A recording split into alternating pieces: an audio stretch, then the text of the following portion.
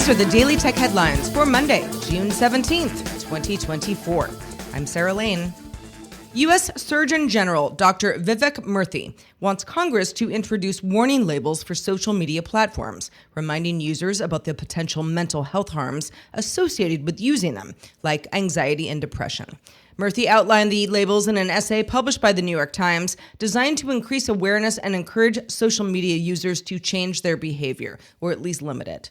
Murthy issued an advisory back in May of 2023 that, although the ramifications of social media weren't totally understood at the time, still warned that social media poses a profound risk of harm to the mental health and well-being of children and adolescents.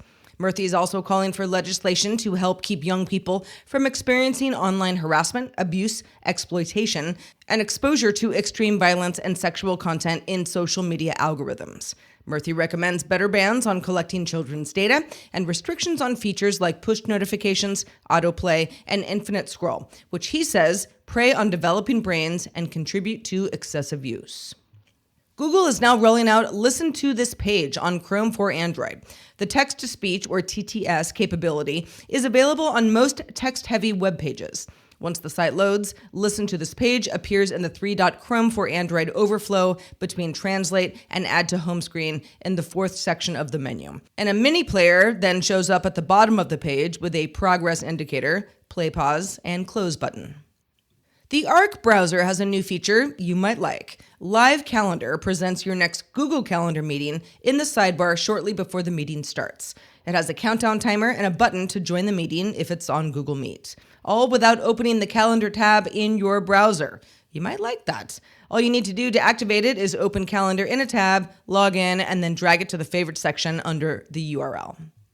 YouTube tells TechCrunch it has a new experimental feature for video viewers to add notes to provide more context and information under videos, sort of like how Community Notes currently works on social network X. YouTube says this can be helpful for clarifying when a song is meant to be a parody, or letting viewers know when older footage is being portrayed as a current event.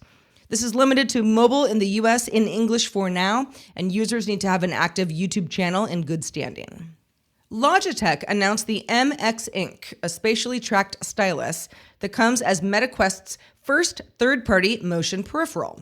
Quest 2 and Quest 3 headsets and future headsets are all supported, says Logitech, although the Quest Pro isn't.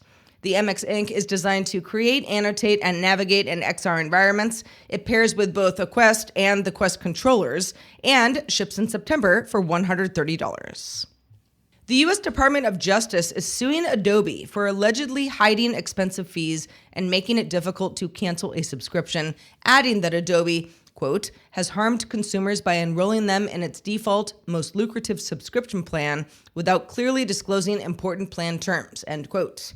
The lawsuit also says Adobe doesn't properly disclose the early termination fee incurred upon cancellation that can amount to hundreds of dollars.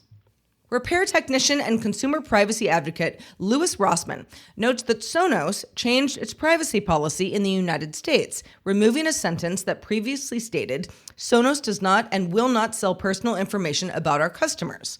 That pledge is still present in Sonos's privacy policy in other countries. TikTok is now offering new generative AI tools for organizations and content creators to grow global audiences using customizable digital avatars and language dubbing features.